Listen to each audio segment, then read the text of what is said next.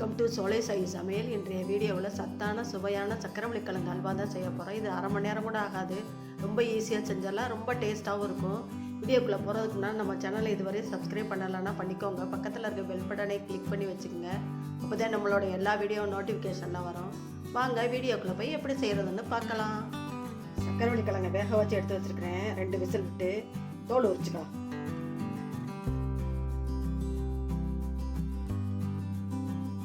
உரிச்சாச்சு. இதில் வச்சு துருவி எடுத்துக்கலாம். இந்த மாதிரி துருவிக்கலாம். பாருங்க, துருவின சக்கரவள்ளி கிழங்கு 1 கப் இருக்கு. நம்ம சக்கரை தேவையானதை போட்டுக்கலாம். நாட்டு சக்கரை வேணாலும் போட்டுக்கலாம், சீனி வேணாலும் போட்டுக்கலாம். நான் சீனி தான் போட போறேன். வாங்க செய்யலாம். இந்த கடாயில் 1 டேபிள் ஸ்பூன் நெய் ஊற்றிக்கலாம். ஒரு 5 முந்திரி உடச்சி வச்சிருக்கேன், அதை வறுத்துக்கலாம்.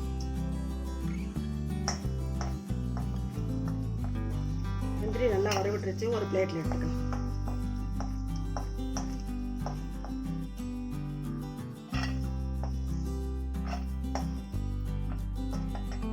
வேக வச்சு துருவி வச்சிருந்தோம்ல சக்கரவள்ளி கிழங்கு, இதில் போட்டு வதக்கிக்கலாம். நெய்யிலே நல்லா வதக்கிக்கலாம்.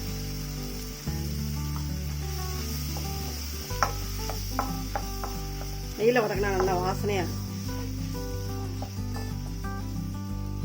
இல்லை நல்லா வதக்கியாச்சு. 1/2 கப்பு பால் எடுத்து வச்சிருக்கேன், அதை ஊற்றிக்கலாம்.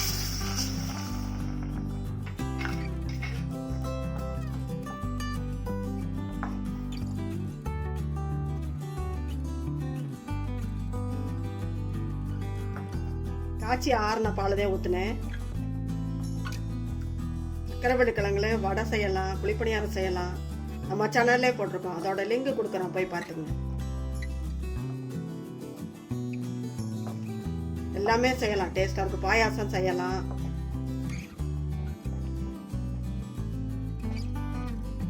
எல்லாம் டேஸ்டாக இருக்கும். இதுலேயே 3/4 கப்பு சீனி எடுத்து வச்சிருக்கிறேன், இதை போட்டுக்கலாம். கிழங்கு சாப்பிட்டு பார்த்துக்குங்க. இனிப்பாக இருந்தால் கொஞ்சம் கம்மி பண்ணிக்கலாம். நம்ம 3/4 கப்பு போட்டிருக்கோம், பத்தலைன்னா போட்டுக்குவோம்.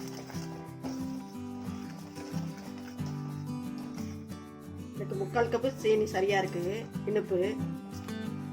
நீங்கள் பார்த்துட்டு பத்தலான்னா போட்டுக்கலாம். அந்த டயத்தில் 1 கப்புக்கு 3/4 கப்பு போட்டேன். 1 கப்புனா இந்த மாதிரி 2 கிழங்கு போட்டேன். கரெக்டாக இருக்குது 3/4 கப்பு.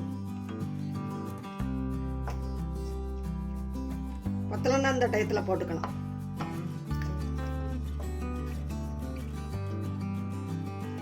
இன்னைக்கு தான் ஃபஸ்ட்டு செய்கிறேன், அதனால தான் அளவு பார்த்துக்கிட்டேன்.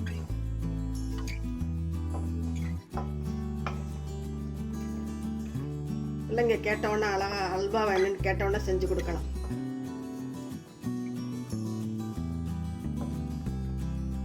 அரை கப்பு பால், 3/4 கப்பு சக்கரை சரியா இருக்கு. சீனி சரியா இருக்கு. கொஞ்சமா குங்குமப்பூ போட்டுக்கலாம், வேணும்னா போட்டுக்கலாம். இந்த கலரே நல்லா இருக்கு, லைட் எல்லோவா நல்லா இருக்கு. வேணும்னா போட்டுக்கலாம். கொஞ்சமா 1/4 ஸ்பூன் ஏலக்காய் தூள் போட்டுக்கலாம்.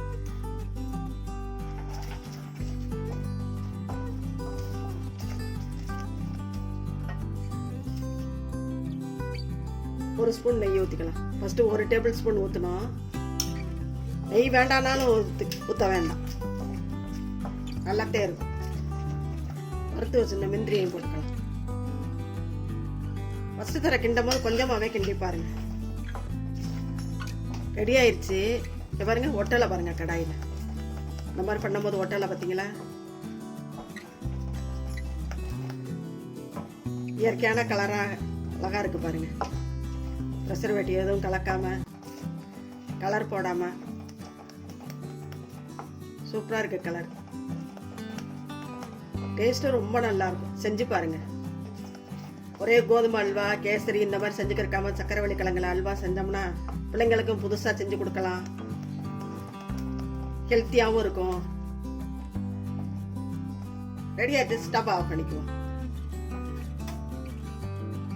இதே மாதிரி சூப்பரான ஹெல்த்தியான அல்வாவை நீங்களும் செஞ்சு பாருங்கள். செஞ்சு பார்த்துட்டு எப்படி வச்சுட்டு உங்கள் கருத்துக்களை கமெண்ட்ஸ் எல்லாம் சொல்லுங்கள். இந்த வீடியோ பிடிச்சிருந்தா லைக் பண்ணுங்கள், ஷேர் பண்ணுங்கள். நம்ம சேனலுக்கு மறக்காமல் சப்ஸ்கிரைப் பண்ணுங்கள். நன்றி, வணக்கம். அடுத்த வீடியோவில் பார்க்கலாம்.